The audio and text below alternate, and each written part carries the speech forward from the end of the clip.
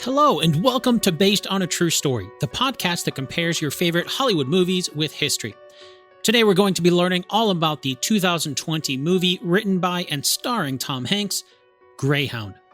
Now, Greyhound is based on a novel called The Good Shepherd, written by C.S. Forester. And to help us separate the facts from the fiction, we'll chat with the naval consultant on the film, Gordon Laco. Gordon's company, which you can find through the link in the show notes for this episode, provides historical consulting services for filmmakers so they can tell better stories. And before we connect with Gordon, let's set up our game. 2 truths and a lie. If you're new to the show, here's how it works. I'm about to say 3 things.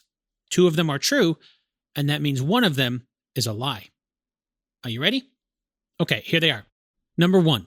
Tom Hanks's character, Commander Ernie Krause, was based on someone named Captain Walker in the Royal Navy. Number 2, the close call that we saw with Greyhound narrowly missing 2 torpedoes at the same time really happened.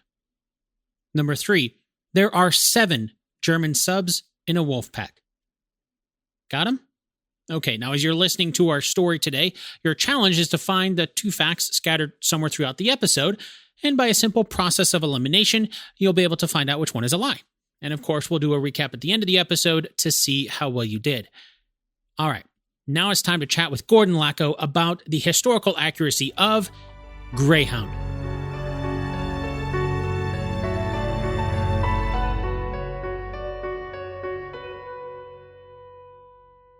The movie starts by setting up something called the Black Pit. According to the movie, that's the nickname given to an area in the middle of the Atlantic Ocean that's beyond the range of air cover, making the convoys most vulnerable.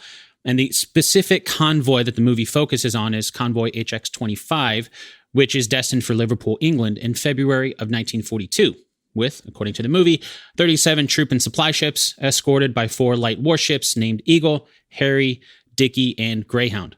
And the man in command of those escort ships is Tom Hanks's character, Captain Ernie Krause, who was given command of Greyhound just a couple months earlier, right after the attack on Pearl Harbor.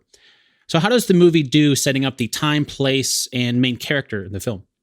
I think pretty well. As you know, the film was based on C.S. Forester's The Good Shepherd. I wish we could have used that name. The dramatic tension in what was going on in World War II then was the war had been raging for nearly 3 years. And the Canadians, the British, the Poles, and other surviving allies had been fighting the Germans for several seasons, and they were getting good at it. And the people alive then didn't know, but the worst of the Battle of the Atlantic was over. The entrance of the U.S. forces to the war as a fully participating ally was a big thing. And strangely enough, it was called by the Germans the Second Happy Time. The reason was the U.S. forces did not understand yet the value of moving merchant vessels in convoys. So with the U.S. Eastern Seaboard opened up as a hunting ground, virtually undefended because they weren't sailing in convoy, there was a slaughter. When we were working to convert the book to a screenplay, we had to solve a problem that another director I worked for described, where he said, when you pick up a book, all the words fall out. And literally what he meant was you lose all the descriptive in the background. So what we had to do was try to help the audience understand that Hanks's character, Commander Krause, he wasn't a captain, he was a commander, which figures largely in the story later. Commander Krause was green as grass. He had been basically served a competent but undistinguished career for his whole 25 years in the service. When war comes for the U.S. in 42 or 41, end of 41, he's too old to go to sea, really, but there's a war emergency on. So he's dragged back from the brink of retirement and thrown into a ship. I had to come up with a date for the movie to take place in. All Forrester described was winter of 1942. So I imagined that the U.S. fully declares war after Pearl Harbor. That's before Christmas. It would take about 2.5 or 3 months to work up, as we call it. The Americans would call that shakedown, a warship under new commission. That would bring us to February. And because I needed to write dates on charts for the Dead Reckoning plots where you see glimpses of the charts in the film, I chose my wife's birthday, February 12th. So I guess I'm roundabout answering your question. That was the setup beforehand. There's also hints into what was described in greater detail in the book in the opening scenes of the film. When Hanks's character, Commander Krause, comes onto his bridge and asks what's happening, basically. He's told by his junior watch officer that the Polish and the British destroyer have broken away and gone hunting on their own. And in the book, it's more apparent that they're flatly ignoring his instructions.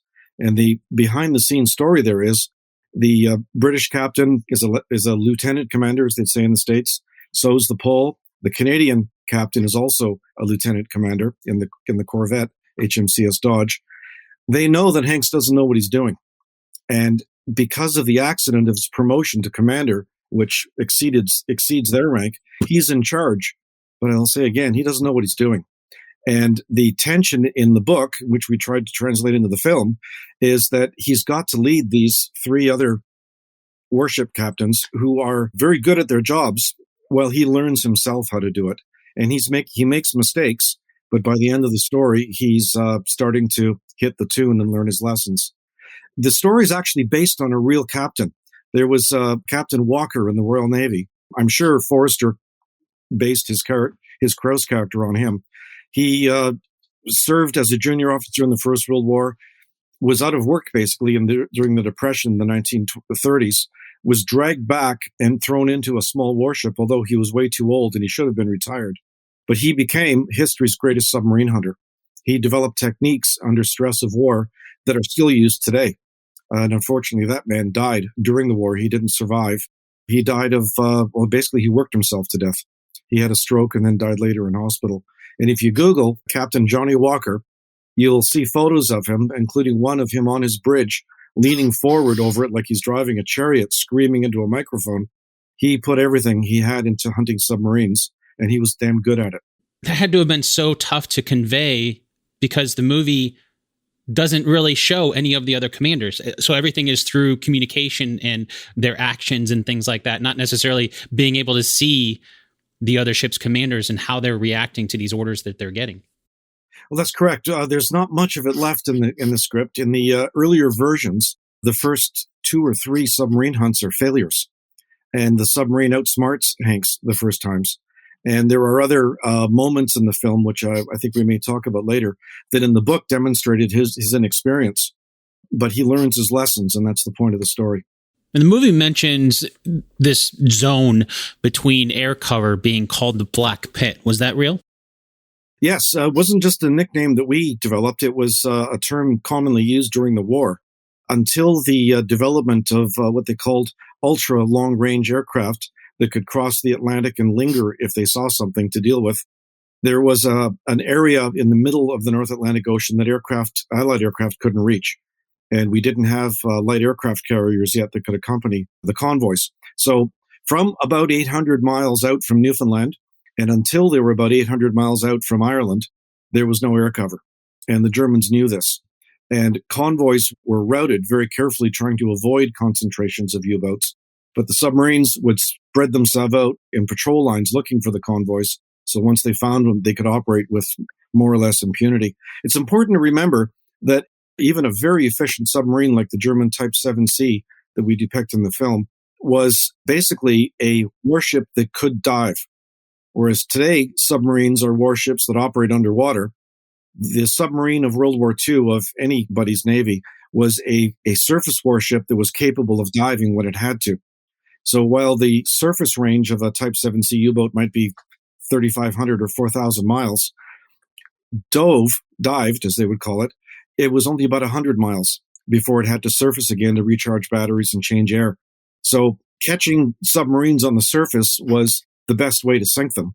And that's why it was very dangerous for submarines to operate on the surface where there was air cover, hence the danger in the so-called Black Pit.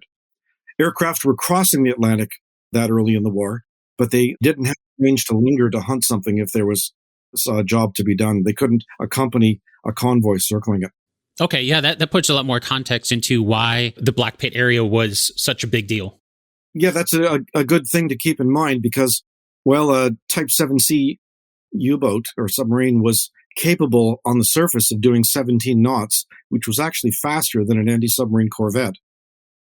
Dived, they could do 9 knots as a maximum speed, but driving their electric motors that hard, they could only do it for less than an hour before the batteries were depleted. And they'd be thrashing their propellers so hard they'd be making enough noise, they'd be committing suicide. So when operating in the vicinity of enemy warships, it was common for submarines of any nationality in those days to be moving underwater at speeds of less than 5 knots, probably 1.5, 2 or 3 knots, creeping along very quietly, because to go fast was suicide. I had to choose a speed for our convoy. And in order to help the animations work, I decided this was going to be a fast convoy. And a fast convoy in 1942 steamed at 8 knots. Well, that's not very fast by our standards, but it was fast for a collection of merchant ships then that had to plod along at the speed of the slowest ship that was qualified to join them. So if the convoy is doing 8 knots and an aircraft comes along and forces a submarine to dive to protect itself, well, that submarine now has to go slower than the convoy, and the convoy can outrun it. So if the escorts can force a submarine to dive, they've done 80% of their job. Sinking the submarine is good, of course, because then it's not coming back. But forcing it to dive dramatically limits its capabilities. Hence, again, the danger of the area in the middle of the North Atlantic where at midpoint in the war in 1942, there was no air cover. Speaking of the U-boats, the first sign that we see in the movie for them is there's the convoy flagship sends a signal to Greyhound that the Huffduff, or high frequency direction finding, reports a German's transmission, most likely from a U-boat. And then we see Greyhound run it down.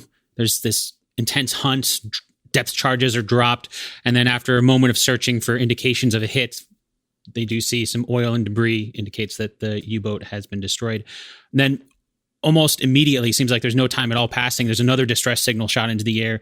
We see the Greek merchant ship, the Despotico, on fire. The movie suggests that all of this is happening what's called the forenoon watch, so from 0800 to 1200 hours. But we don't get a lot of other indicators as far as the timeline other than that. So can you give us a little more historical context around this first contact with U-boats happening? Yes, we were very careful in action sequences to try to avoid compressing time as far as possible. So from the Huffduff report coming in, we show the reaction to that in real time. And the time it takes the destroyer to run down the bearing at 36 knots, we compress that a little bit, but only by minutes.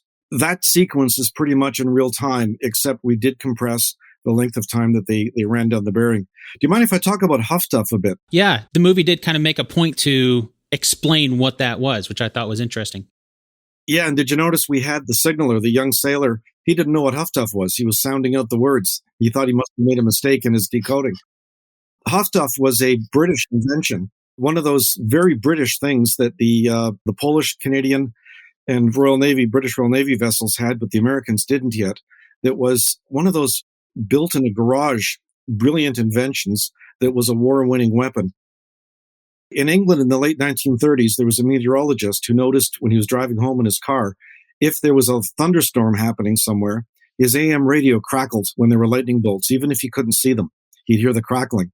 So it occurred to him that if he could develop a device that would snap a radio bearing on the transmission of the lightning burst and grab that bearing in that brief instant that it went, he could track thunderstorms he couldn't even see. And it worked. He did it. World War II came along in 1939. It occurred to him, I think maybe the Navy could use this. So he gave it to them. And 8 Huffduff, of course, means high frequency direction finding.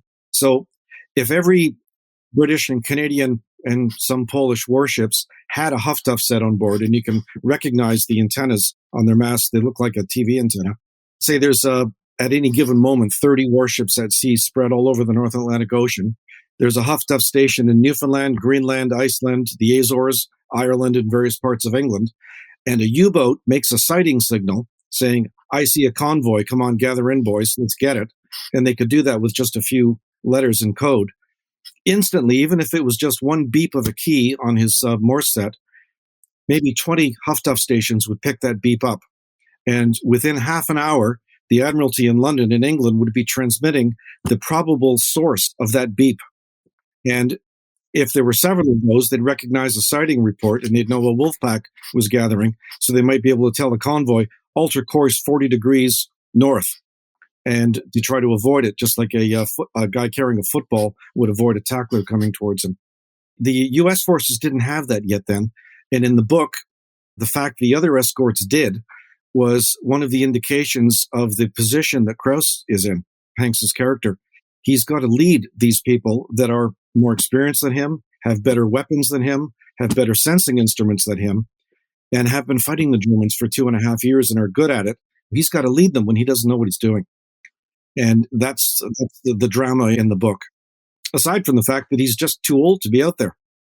Did the Germans have any sort of indication that the Allies had that technology?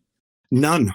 And I'm delighted as a historian to look back and say they never quite figured out that we were snapping bearings on them so quickly. Huffduff was a secret, a war-winning secret, and they never quite understood, and they continued right to the end of the war to try to operate their ships at sea from Courneval, Admiral Donitz's base in France, where he could, like a chess player, he could move his pieces around the North Atlantic battlefield.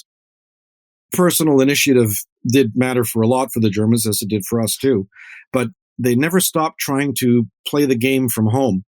And that necessitated radio signaling, and that radio signaling let us hunt them down. And by the last third of the war, we were actually chasing them, running convoys towards known concentrations of U-boats, because men like Captain Walker realized that's the way to get them, is to draw them with the convoy.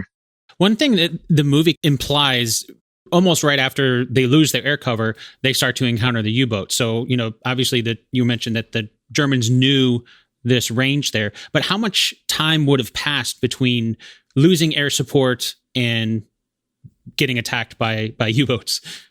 Well, conceivably, they could have been attacked as soon as they left Halifax, and that did happen right through the war. The Germans, however, had their intelligence services just like we did, and they had a pretty good idea of the range of the Catalina or the short Sunderland and the other aircraft used at long-range patrolling. We said in the screen that 3 days, 2 or 3 days passed since they lost their air escort. So we tried to create a situation of 2 or 3 days of waiting for something to happen. And it didn't happen yet until that Huffduff signal came in. It's important to note that despite the carnage and the savagery with which the Battle of the Atlantic was fought, the truth is that most convoys got through unmolested, didn't see anything. And that was a crushing thing to the Germans. And I have a family story that relates to that, of my dad's personal experience. So there's two parts to the story, one the Canadian point of view and one the German point of view. In 1942, the Germans' leading U-boat ace was captured alive through a happy set of circumstances for him, although he lost most of his men. His submarine was blown to the surface, sunk by gunfire and rammed, and he was plucked out of the water, apparently almost dry. Otto Kretschmer was his name. And he survived to the 1980s and wrote an autobiography. He described his capture. He described having his binoculars taken from him by the captain that captured him. Apparently that man gave them back to him later after the war. Being brought to Halifax, where he was absolutely horrified to see convoys coming and going completely unmolested by the German Navy, and Halifax itself a busy port completely beyond their reach. He was put on a train and sent to what he described as the interior of North America, through one large industrialized city after another, till he finally got to Toronto, where he thought he was only going to find, I think he called it log cabins and bears in the interior of North America. But here was yet another large industrial city completely out of their reach. He wrote in his autobiography, he said that at that moment he realized in 1942, we can't win this war. They had no idea of the resources in North America. And so roll the camera to the other side. My father in 1942 was 14 years old. His brother, Henry, who I carry his middle name, was on leave before going away to the war overseas. And he came home to Toronto's Union Station. He arranged to meet my dad at the clock tower that's still there on the sidewalk. So there's my 14-year-old dad in 1942 standing on the sidewalk. Through the crowd came striding a senior German naval officer. Dad described him wearing his leather sea coat over his shoulders, like a cape with his arms not in the sleeves, his officer's cap on slightly askew, striding through the crowd, parting them, as Dad put it, like the Red Sea, being followed by 2 Canadian infantrymen carrying Sten guns. His guards, but clearly there was no question who was in charge. Dad said the guy was just oozing arrogance and self-confidence. He stopped about 20 feet in front of my father, put his hands on his hips, Dad said, spreading his coat like Batman, looked at the Royal York Hotel across Front Street, looked back at the train station he'd just come out of, looked at his feet, shook his head, and walked east. That had to be Otto Kretschmer at that moment. Isn't that something? That's amazing. Wow. Kretschmer survived the war in prison camp and died an admiral in the peacetime German Navy, serving NATO at the end of his career. Speaking of the different perspectives, in the movie, we don't really see anything from the perspective of the U-boats, and we start to get an idea of how many are out there as the Allies are discovering them. I think at one point there was someone who mentioned there are 6 German subs. How many subs would actually stalk a convoy in a wolf pack typically? It's important to remember that a wolf pack is not a thing like a regiment or a division ashore or a squadron. A wolf pack are the submarines who happen to be near enough to get into the game. The Germans learned early in the war to spread themselves out in lines in the Atlantic, hoping a convoy would come in sight of one of them. If that happened, they learned it was better for that submarine not to attack immediately, but to follow it while sending off sighting reports, and that's where Huff Duff comes in. So an attack might be one U-boat. Well, that would only be if there were others who couldn't catch up. So that one U-boat who made the first sighting, and that's the one we see at the beginning of the film, or hear about, or we get, would send sighting reports out and hope to gather his mates. And they'd be up to 200 miles away, and they'd come at their best speed to join the party. But the convoy's advancing at 8 knots, so it's not easy to catch up. So the convoy might elude most of them. We have 7 submarines in the film at the peak. There were stories during the war of as many as 14, and sometimes they were able to elude them all. So a wolf pack was not a thing. It was a colloquial term for a gathering. And it could be any number that you get together. Okay. And from what you were saying earlier, it sounds like they would almost have to travel on surface in order to be able to catch up, which would only make it even more dangerous and difficult for this, line of subs to converge on a convoy. The U-boats at that point in the war did not have radar, so they relied completely on visual sighting. And of course, the conning tower is not very high. I think Winston Churchill commented once that the area of sea that a submarine can see from his conning tower is like the head of a pin stuck in a large map of the North Atlantic. They can't see much. And they were chronically plagued with failures in their intelligence service because they didn't get along well with the Air Force on their side. And the Germans, luckily for us, never did get as good at tracking convoys and intercepting radio and so forth as we got, which is a good thing for us. So the submarines were basically blundering around looking for convoys, and often the convoys got through. You've probably seen Das Boot, a superb film from the Germans' point of view about the Battle of the Atlantic. At one point, they meet Thompson, and there's that fantastic scene when they're on the surface in heavy seas, shouting to each other, 2 old friends who are still alive. And then afterwards, the captain is furious because he realizes they're supposed to be spread out 50 miles apart looking for convoys, and here they are bumping into each other. And what that highlights is the difficulty of navigation then. And in earlier versions of the script, we went into that in the film in more depth. Navigation was purely by dead reckoning, which is keeping track of your speed and course, and by celestial navigation, which was by sun, moon, and star observations, quite prone to error. And if the weather's bad, you might not see the sun for a week or more, or the whole time you're out there. So position is only guessing. So the convoy doesn't know where it really is. They know where they think they are. And the same thing was happening to the U-boats. They would try to spread out on a line they were ordered, staying apart, hoping the convoy wouldn't slip between them. But they were suffering from the same things in the weather too. A submarine's daily routine figures in the story because when they were leaving their ports in France or Norway, they had to travel on the surface at night to cover ground, but dive during the day.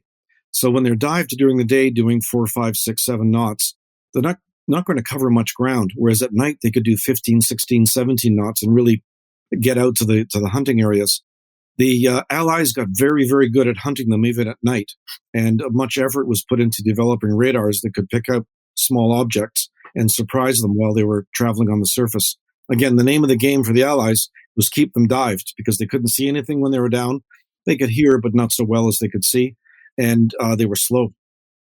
We didn't shoot anything from the submarine's point of view because a big part of our story in the film, as it is in the book, is how difficult it is for Hanks's character to hold in his head what's happening around him underwater. He's got to have what they call situational awareness in the Navy still. And he's got to make guesses all the time about what he thinks is probably happening from the clues and indications that he gets. So we didn't want the audience to have the benefit of seeing where the submarines were going and what their strategy was. We only see that based on what Hanks knows. I did like that perspective of that too, because it does give you that idea of there's this vast ocean around you and the enemy could be anywhere. That's right. If you and I were sitting having coffee in the wardroom of a destroyer or a merchant ship right now, the torpedo could come now, or it might not come for 4 days, or it might never come. And that was part of the terror of that battle. You mentioned the weather, and I wanted to ask you about that because in the movie, we see the convoy having to deal with really bad weather. There's scenes where Krause is asking for gloves from his cabin. The wipers on the windows freeze up, and there's some external shots of Greyhound where we see ice building up on the ship. And of course, there's massive waves that just crashing against the ship and spraying, must be freezing water everywhere. Did weather cause a problem for convoys and their escort ships like that? Absolutely. With bad weather came bad visibility. And imagine 37 merchant ships ranging from 5 to 10,000 tons plodding along in lines together. In peacetime, for a merchant ship to see another ship means you're a little closer than you like. But here they are sailing along a few hundred yards apart.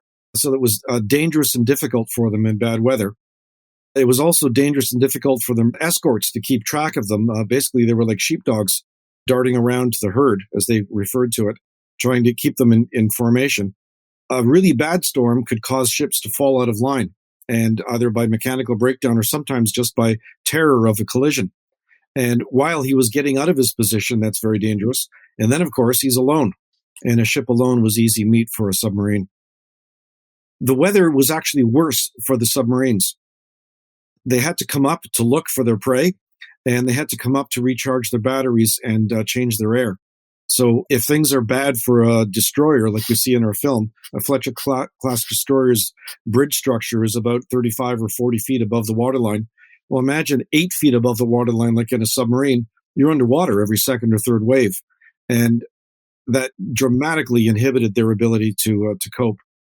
Submarines in those days often had deck guns. Later in the war, most Atlantic operational submarines had their deck guns removed. They just couldn't use them. In the North Atlantic, it was too rough usually, and they decided to try to do without the weight and the resistance in the water.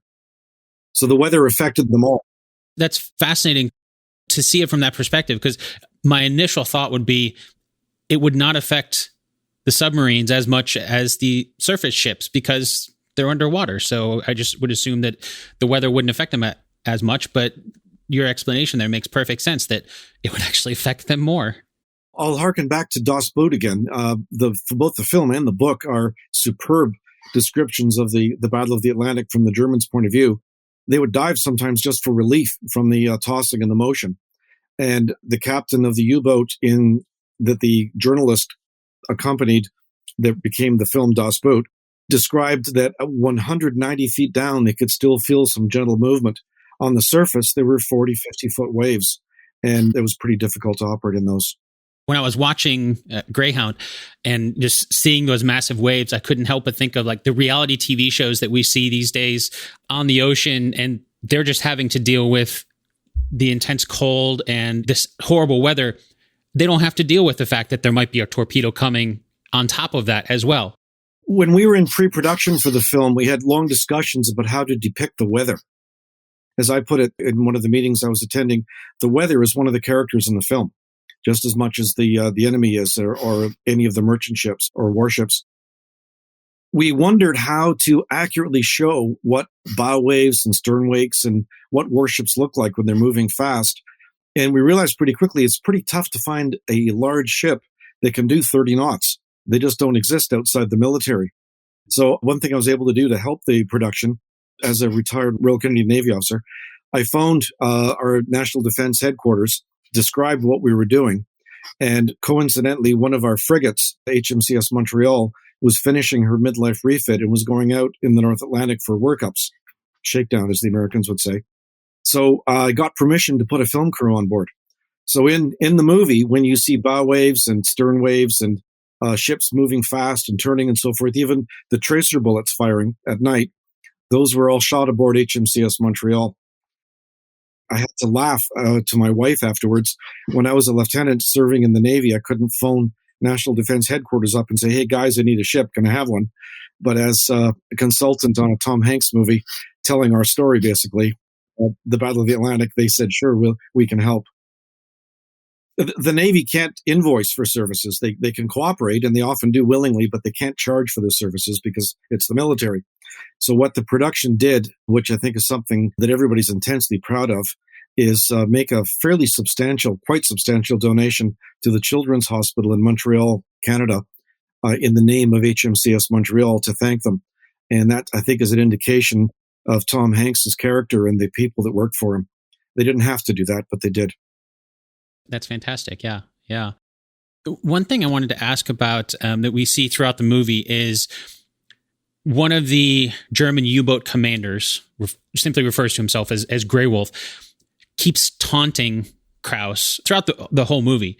There's this radio communication that goes on. And then of course, Krauss goes to the other escorts. Oh, we, change channels, and then comes back later on and starts taunting him again. Did that sort of communication between the Allies and Germans actually happen? And that taunting actually happen? Yes and no. It happened ashore, or in the air rather, but it did not happen at sea, and it just could not happen. The radio set that Hanks is speaking to his fellow naval officers on was called TBS, which meant talk between ships. Modern boaters call it VHF, very high frequency radio telephone. It was an invention of the Royal Air Force that was put into service just before the Battle of Britain in 1940 that allowed fighter pilots and their ground controllers to talk to each other with voice rather than Morse code. All other ships at sea, like all the merchant ships and certainly all German ships, merchant or naval, could only communicate by radio using Morse. And rather than plain language letters, they might use codes, but it was beeps and dashes only. The Allies had a war-winning weapon in talk between ships. It meant that someone like Krauss in his position would be like the quarterback on a football team shouting, "You hook around to the left," or whatever, in real time and just talk. Captains at the time described it as utterly intoxicating just to be able to talk to each other that well to coordinate combat. It was a new thing. The Germans didn't have it. It was possible for the Germans to find a duplex frequency being used by patient tuning of their receiver, but they would have to understand English if they had someone on board who could. They'd have to understand the jargon that was used specifically to throw off people who didn't speak English well. And of course, they changed the frequencies constantly. And just because you had the receiving frequency of a particular channel, that didn't mean you had the transmitting frequency. It was called duplex. It still is. So for every channel, there's two frequencies, and you would need them both. So for a U-boat to do what we showed in the film, the radio operator would have to build a radio in the submarine with a microphone, which of course he wouldn't have. He'd have to build it out of something on board. And then he'd have to understand the concept of duplex radio transmission and find those frequencies. So, well, he might eavesdrop by finding the frequency. To be able to taunt like that is problematic. Okay, yeah, probably not going to happen. It did happen in the air, though. It did happen in the air. Later in the war, the Germans got better at it, but they never did put voice radios in their submarines that could transmit on Allied TBS frequencies. That also explains why in the movie we see, they're talking between the ships, but then there's a point where Krauss has to decide if he's going to break radio silence, even though they've been talking between the ships the entire time. That's a good point, and thank you for bringing that up. One of the good things about VHF transmission, or TBS as they called it in World War II, it's only line of sight. So if you're 1,800 miles west of Ireland and you've got a radio transmitter transmitting voice that's good for 30 or 40 miles, you can talk on that to your mates, giving instructions or coordinating attacks. And the chances of a German hearing it, aside from the ones that already know where you are, is nil. They just can't do it. The radio that Hanks is discussing using that would give away his position is long-distance shortwave radio, and that would be transmission by Morse to the Admiralty, and the Germans could certainly hear that. And if they gave any sort of long signal, the Germans would be able to eventually catch a bearing on it the way you could on short bearings. Although, thank goodness they didn't have Huff Duff. That makes sense. You see what I mean about how when you pick a book up, the words fall out. C.S. Forster, take 4 pages describing how all that worked in the book and then go back to the action.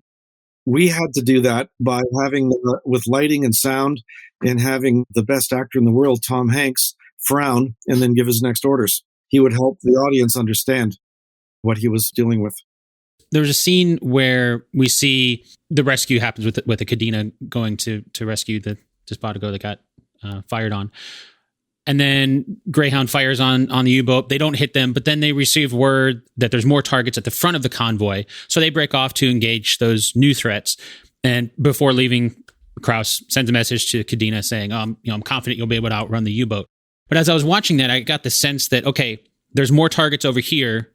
So it's higher priority than defending this ship over here. Was there this sort of priority level to it? It came down to the decisions of, if they have the choice between protecting ship A and ship B, protect ship A?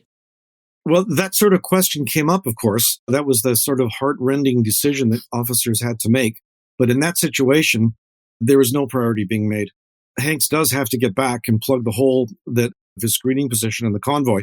But once he's forced that submarine to dive, it's not fast anymore, it's slow.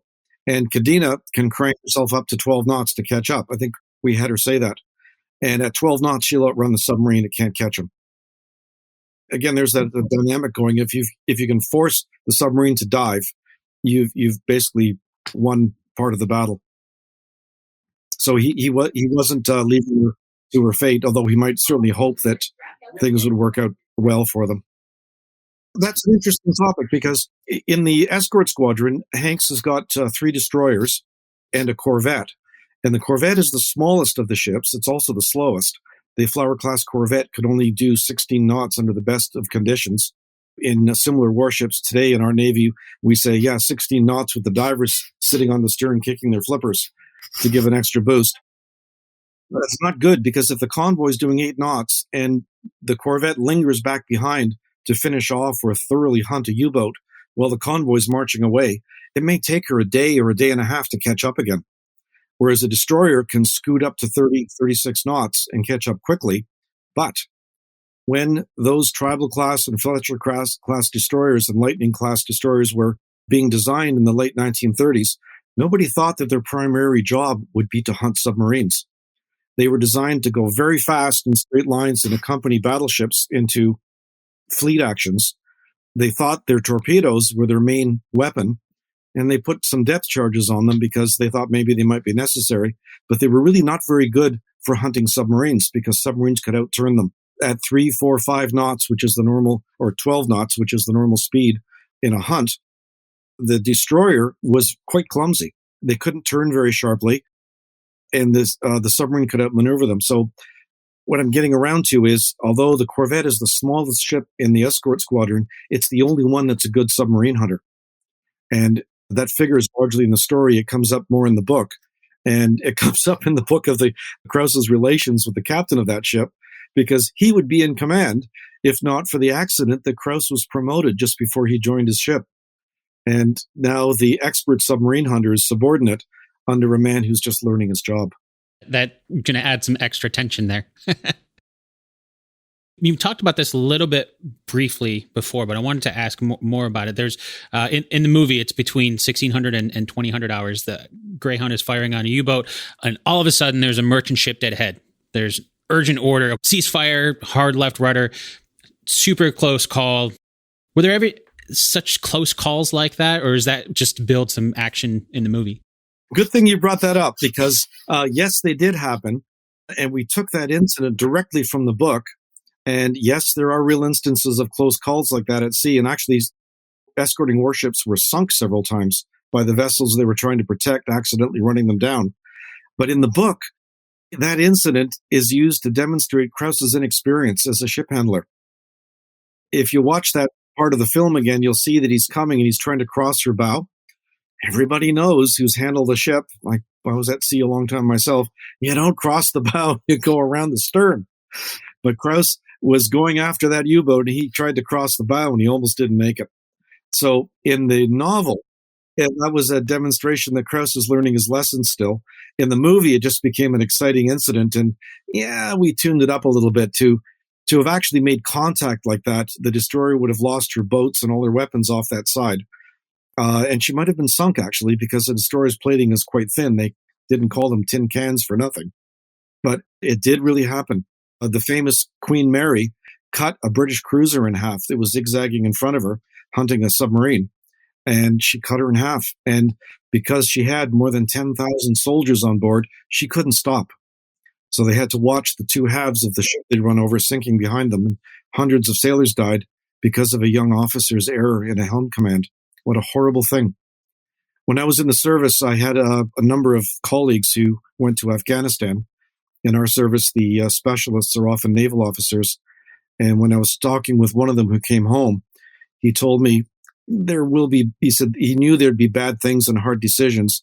He said, but really what gets you afterwards is the incident where you have a split second to make a decision, and then you spend the rest of your life thinking about what you should have done. And he said, that's what gets you. And that very same officer told me, and I guess I'm boasting about the quality of the team that I worked with. He thought we were reaching that feeling in the tension on the bridge of that ship where Hanks is making decisions. He doesn't know if he's right. He knows he's making mistakes sometimes, but he's got to keep going. Can I describe a moment that I think is my favorite in the film? We were shooting a scene where Hanks is looking at a burning tanker and 40 men are burning to death just a few hundred yards away, and he's watching them burn. And he stopped to pick up some men from the water, and there was only a few. And he stopped to pick up a few, I think it was 3, but 40 men burned to death because he got out of position and let the U-boat come in again. In the novel, they spend 2 full pages describing his sense of failure and his terror that everyone's going to know he's a failure because he made a mistake again, and he's watching young men die because of it. What we did in the film was we were standing on a set, actually, with a red light blinking in Mr. Hanks's face that would later become the burning tanker. We just had screens all around and people standing with clipboards and everything. So it was not very much like the North Atlantic Ocean at night in the midst of battle. But Hanks looked on the bearing, and part of my job was to tell him which bearing to look on because we were dropping the ships in electronically afterwards. Looked on the bearing. He closed his eyes, took a deep breath, and then looked to his left and started giving helm orders again. And when I watched that, I saw 2 pages of description cross his face in a few seconds. And sometimes acting doesn't look like acting because it looks so natural. But he looked to me like a man who realized he'd made a terrible, terrible mistake that maybe when he was dying, he might think about again later as an old man. And I have a story about that too. But he did it. And he did it in the most artificial environment you can possibly imagine, standing on a set with a bunch of people standing around and a camera in his face. I think that was my favorite moment in the film. That's why he's one of the best actors out there to be able to do something like that. You mentioned that you had another story? Yeah. If when you're watching the film, you look at the chart table in the wheelhouse, you'll see a brass circular protractor with a compass scale on it. This belonged to a friend of mine who's since passed away, who served in the Battle of the Atlantic. And when I'm working with actors on historical films, which is my job, what I often do is try to find a real artifact from the time, and I give it to them and tell a story about it. And what I did with Mr. Hanks was I showed him a picture of my late friend Bill and described how he'd been a gunnery officer aboard a Canadian warship that sank a U-boat south of Greenland in the August of 1942. And after that hard fight, Bill, who was 20 years old then, realized he'd lived through history, and he took this instrument that he used on the bridge of his destroyer in the battle and put it in his pocket. And when he passed away, he left it to me. And Bill remembered that fight with no pleasure whatsoever. And his comment to me was, as he was dying, he didn't talk about the war much until the last week of his life. He told me he hated the war for having robbed him of the carefree youth he should have had. And then he said, I hate it for killing I witnessed and participated in. And then he got a hard look on his face with his head on his pillow when he kind of squinted one eye. And he said to me, but Gordy, Nothing in my life ever matched being officer of the watch and a well-armed Canadian destroyer doing 36 knots off the coast of France, looking for trouble. And then his head went back on the pillow, and that was one of the last things he said to me. And I used to quote Bill when I did talks at Remembrance Day or about it Atlantic Sunday and so on, and I told Mr. Hanks that story too. And I described that the Spanish have a word for what was in Bill's words, and that is duente. My accent is bad, but it's duality. There are terrible moments in war that crush people afterwards when they're doing what they have to do, but there's also excitement. And if I'm ever accused of glorifying war in my films, I tell them Bill's lines that he told me when he's at the end of his life, and then I comment, but the exciting part is not the reason to go, because ultimately it's not exciting. It's just killing. Anyway, I guess I got off on a tangent there, but you'll see this in the film. Hank took this and put it on the chart table, and you'll see it on the chart table in the wheelhouse of the destroyer. I'm definitely going to have to go back and watch that again and look for that. That's for sure. In the movie, it's kind of broken up into different watches. There's the forenoon watch from 0800 to 1200. On Wednesday, there's a dog watch from 1600 to 2000 hours. Oh, no!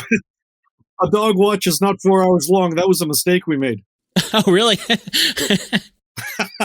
A dog watch is 2 hours long. That's why it's dogged. It's short.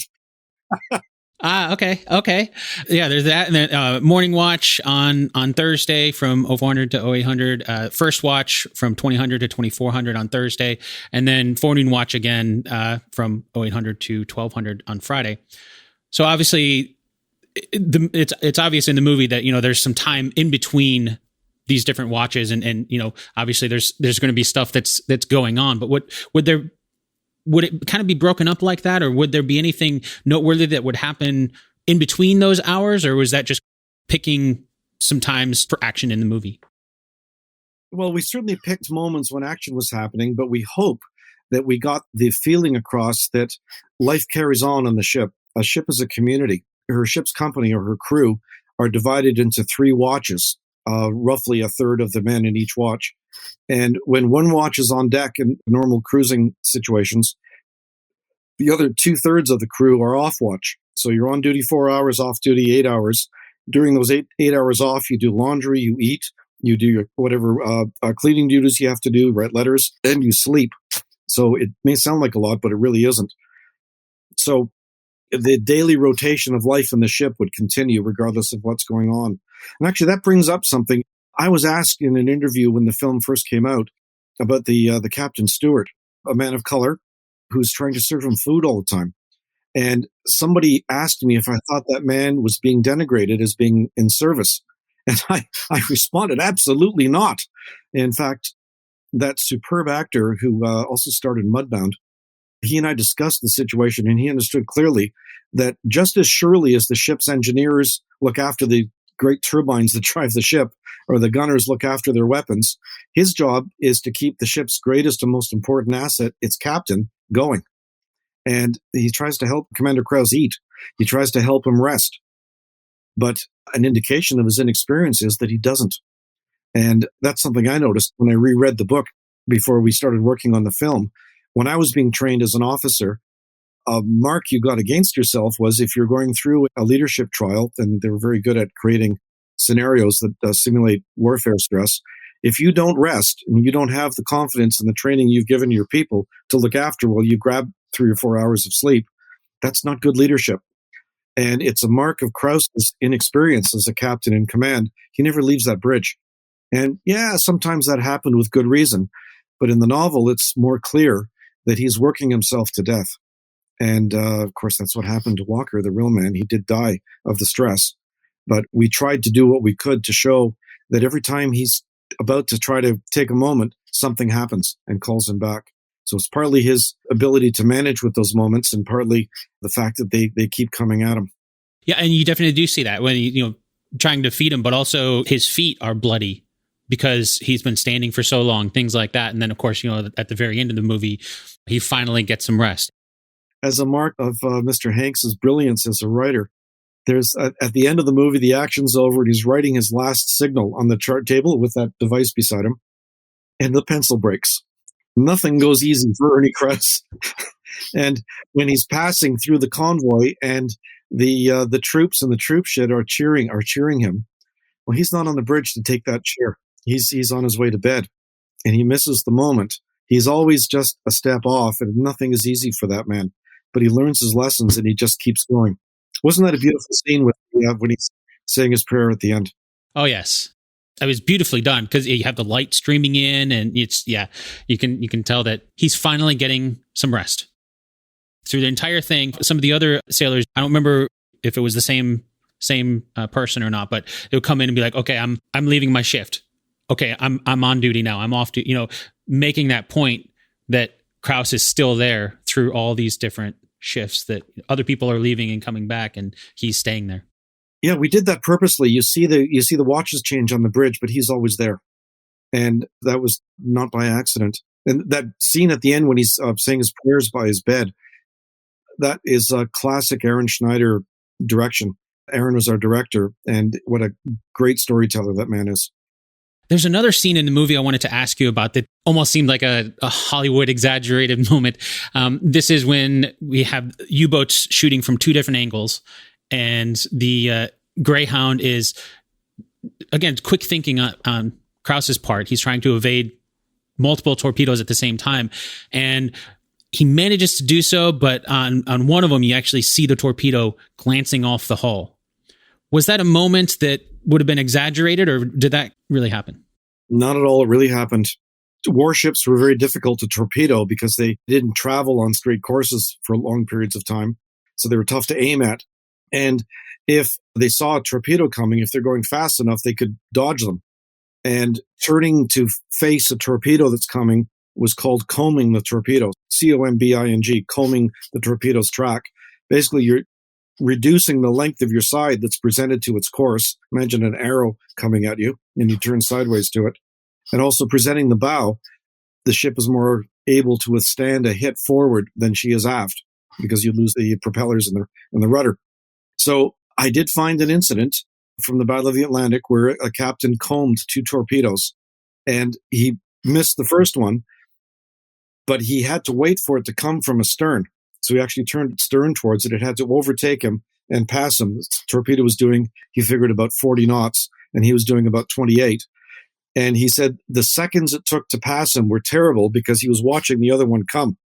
And as soon as the first torpedo crossed his bow, this is what we showed in the film, he gives his helm order to turn.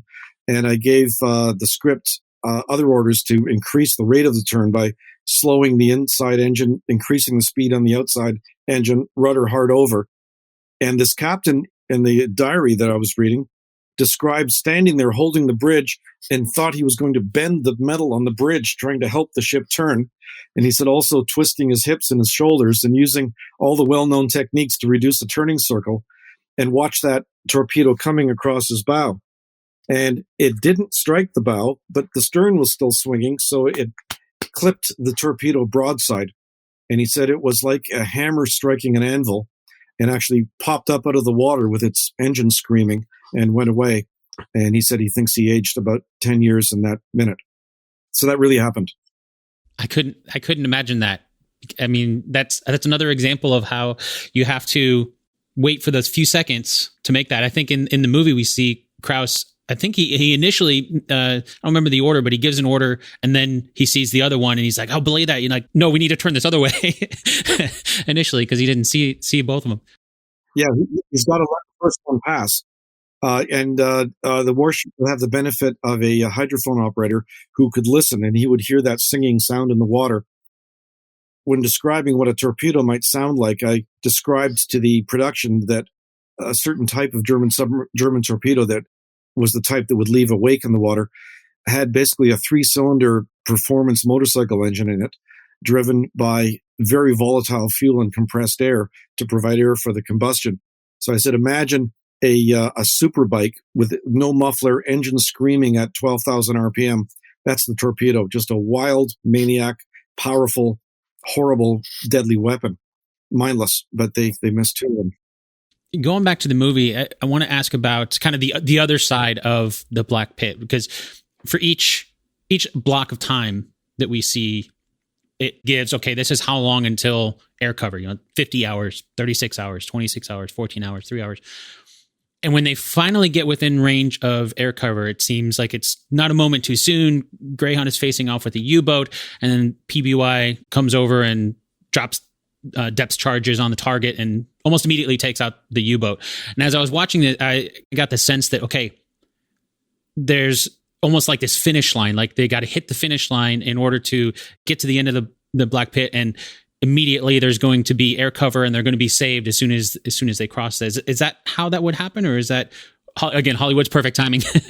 It's a lot more complicated and a lot looser. And we had discussions when we were developing the script about how that would be portrayed, and we decided to let it be simplified.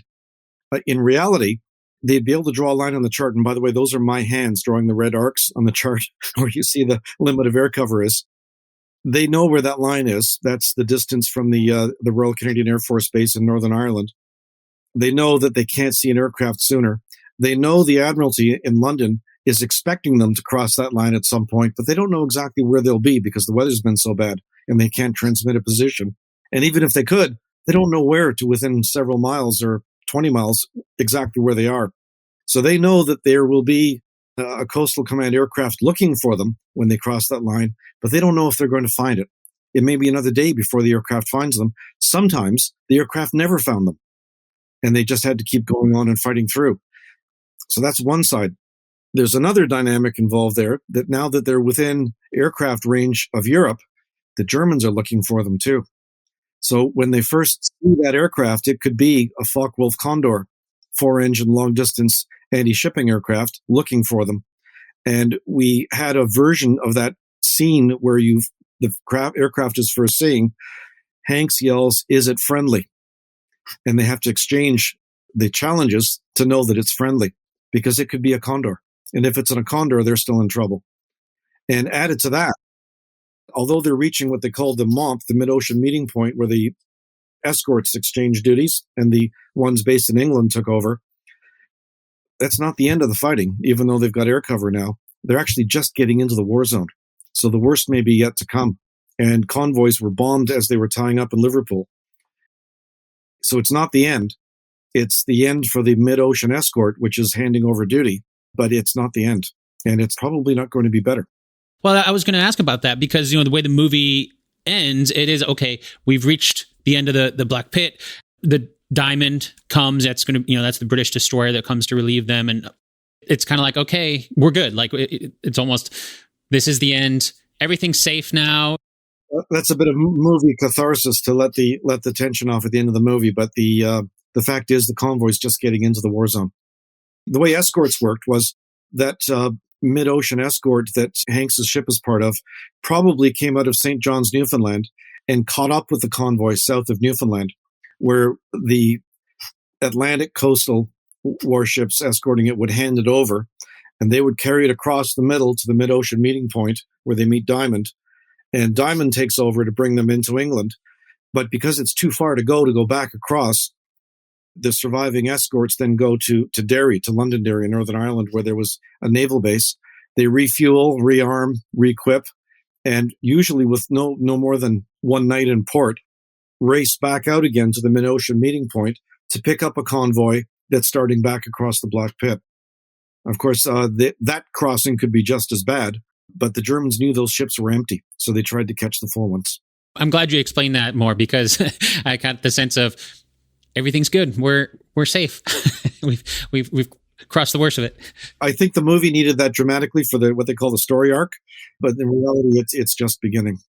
One of the big challenges that you see in the movie is the depth charges, or lack thereof. They start to run out of them. There's a point where I think Krauss says, okay, the next pattern is going to be a medium one. And then we only have 6 left. Can you share a little more background on how many they would start with, how many was in a medium and full pattern, that some of the terminology we see in the movie? That's an interesting topic and an important one, because there's several levels. One is technical and one is what's going on in Commander Krauss's mind as he's becoming exhausted. On the technical side, a Fletcher-class destroyer at midpoint in the war would have about 30 depth charges. That meant she could drop a full pattern 3 times, 10 charges 3 times. And that's not a lot. But the reason is nobody thought when she was designed that submarine hunting would be her primary job. Her job was to escort and attack battleships. In the story, there's mention of bringing an overload of charges out of the after seaman's mess. They really did that. So we had another 24 charges there.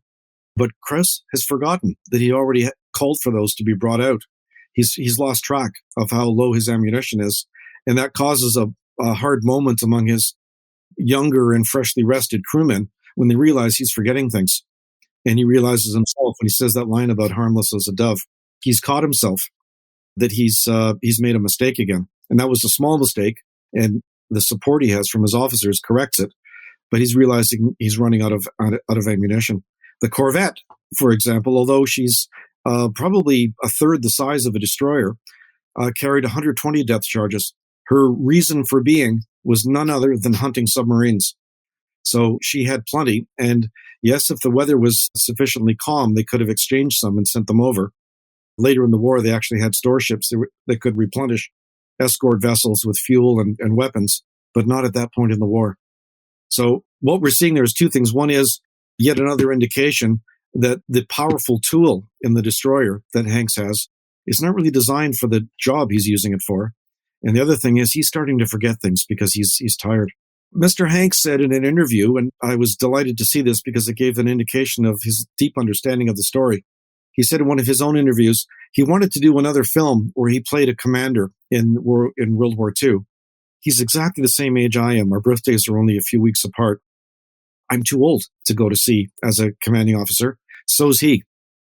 Then somebody gave him a copy of The Good Shepherd, and Tom picked up the book and he read it. The captain has white hair. It's about a man who's too old to be at sea. And he was perfect for the role. And what would be the age difference of Walker then versus what is too old, I guess, would be?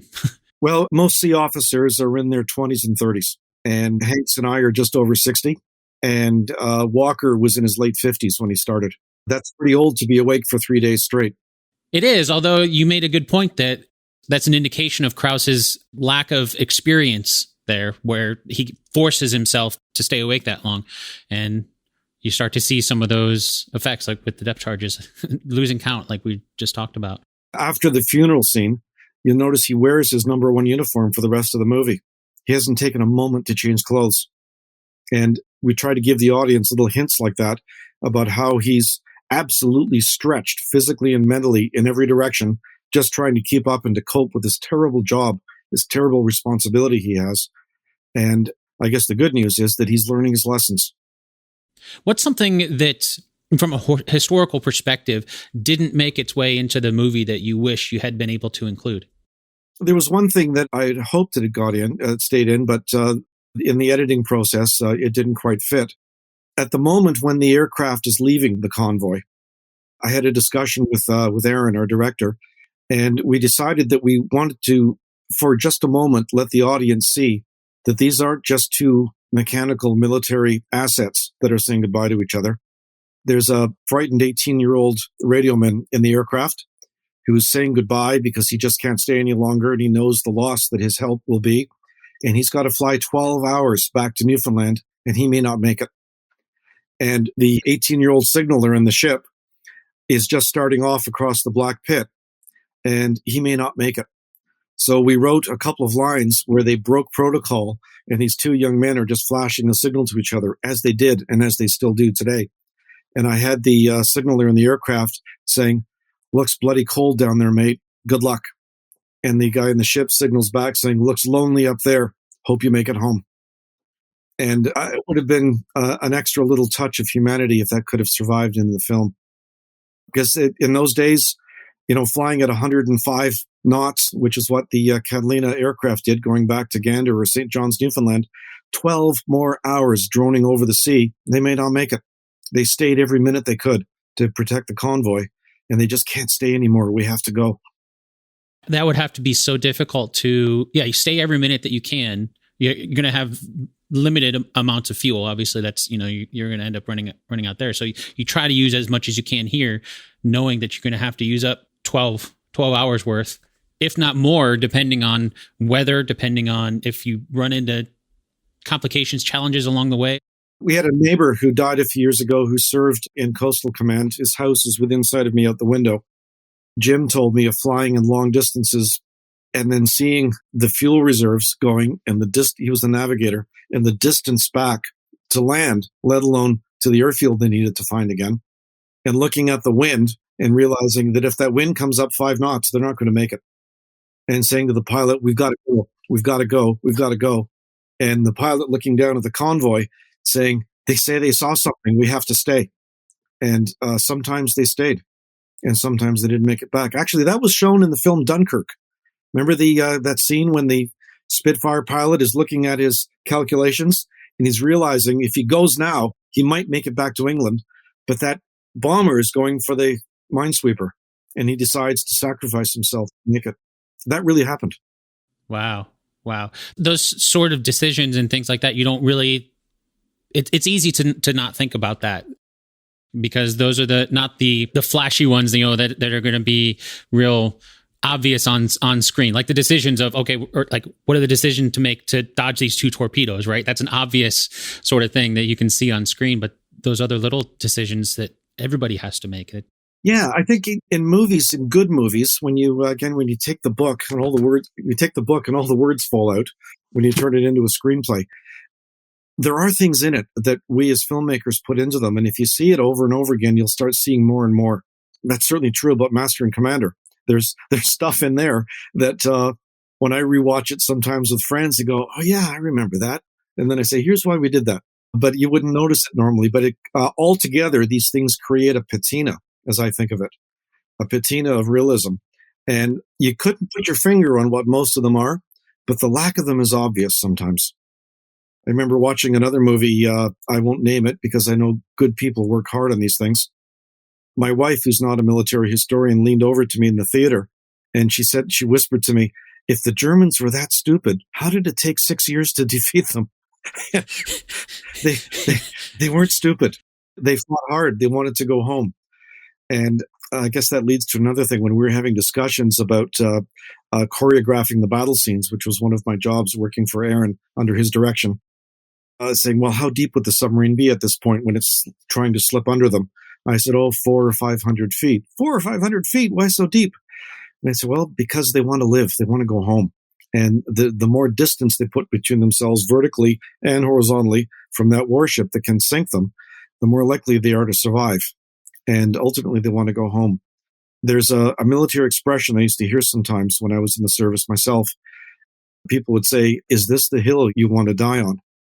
And what they mean basically is, in the military, I never faced it myself, but you're faced with a decision saying, is this the one where I stay in the aircraft until I run out of fuel and crash doing my job? Is this the day? Is this worth it, this day? And that happened a lot in the Atlantic. I think trying to get that level of serious tension into the film is a way of respecting the people whose ordeals we're portraying. If we make it look easy or make the enemy do stupid things that make it easy to get them, well, yeah, they made mistakes sometimes as we did, but it's not respectful, I think. And we tried to be very respectful in this one. Well, I think you did a great job, and I really appreciate you coming on to chat about Greyhound.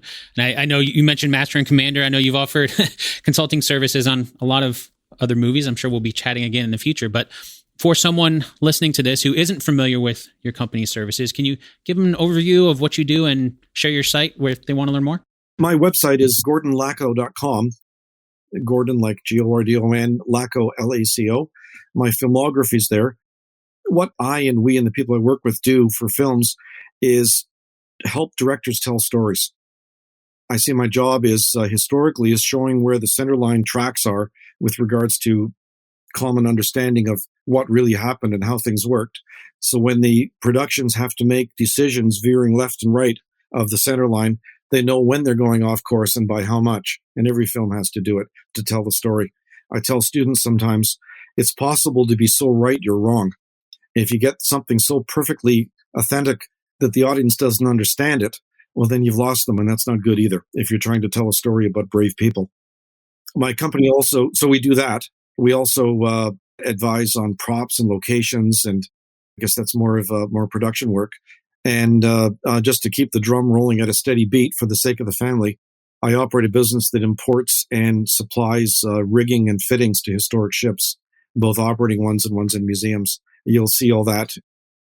The show I've just completed my work on right now is for Netflix. It's an animated fantasy called Jacob and the Sea Beast. And I was laughing with friends the other day. If I need to come up with something, if I've given an assignment, I can just make something up. And as long as it's in the spirit of the time and the place that the story is set in, that's fair game. And the freedom is sometimes exhilarating, but I do like hard history very well, but that's what I'm working on now. I'll make sure to add a link to your site in the show notes for this episode as well. Thanks. Thanks again so much for your time. Bye-bye. Be well.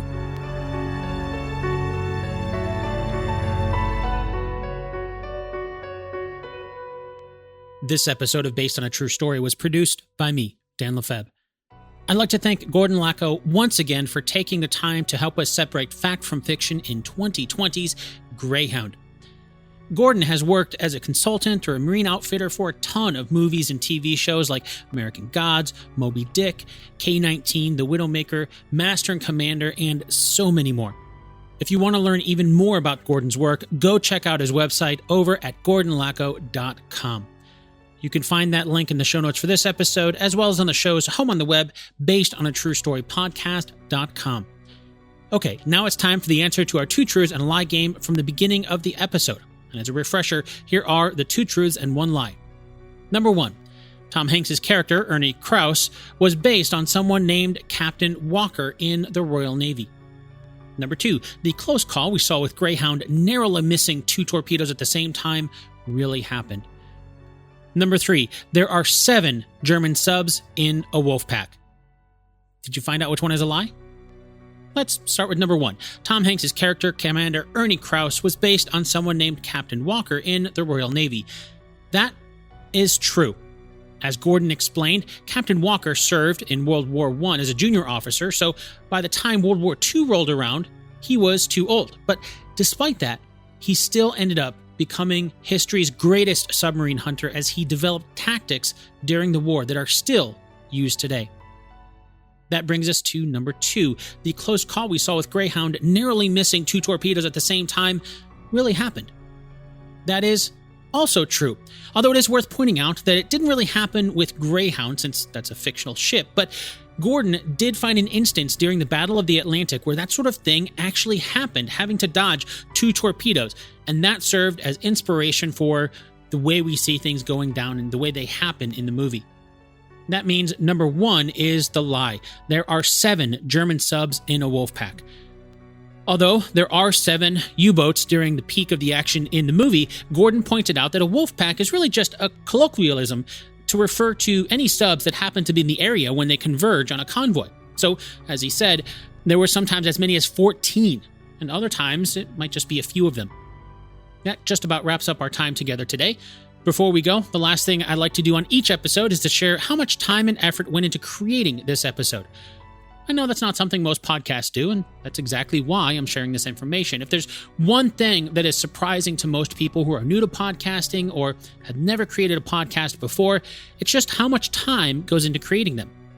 So I figure maybe if you find out how much time and money goes into creating a podcast like mine, maybe you'll start to appreciate all the podcasts you listen to for free just a little bit more. With that said, today's episode took a total of 42 hours to create and cost $25.11 in out-of-pocket expenses. Now, as I always do, I want to make it clear that time and cost is only my time for this one single episode. In other words, that 42 hours does not include my guest time researching the subject matter we talked about. It also does not include the time it takes for me to do podcast-related things that are not a part of creating this one episode. For example, the time it takes to maintain the Based on a True Story website, the time for social media, the email newsletter, and all those other little things outside actually creating the episode that are required to make a podcast. Similarly, on the expenses side, that $25.11 is just for things specifically for this one episode. It does not include all the podcast-related expenses that go beyond making a single episode. For example, the cost of the microphone I'm talking into right now, the cables hooked up to the microphone, the audio interface, the computer, the software, the podcast, website, and hosting costs that cost hundreds and hundreds of dollars each and every month, and on and on. All those things take time to set up and maintain, and they cost money that goes beyond the things that are associated with this one episode, but they're all things that are required because if I didn't pay for those things or do those things, there would not be any episodes of Based on a True Story at all. In a nutshell, this podcast may be free to listen to, but it is not free to create. So if you enjoyed today's episode, I hope you'll consider helping to support the next episode over at basedonatruestorypodcast.com/support. And as a bonus, you'll get access to over 60 exclusive episodes on the producer's feed. Over there, we look at how completely fictional movies deal with history and real life in order to make them seem a little bit more believable. For example, we've covered the history in movies like Pirates of the Caribbean, which actually Gordon's company supplied rigging and nautical gear for Pirates 2 and 3. But there's more. Jurassic Park, the entire Back to the Future franchise, the entire Mummy franchise. Next week, we'll be looking at the 2019 version of The Lion King, and so many more. You can find out how to get access to that by supporting the show over at basedonatruestorypodcast.com/support. Once again, that's basedonatruestorypodcast.com/support. Until next time, thanks so much for listening, and I'll chat with you again really soon.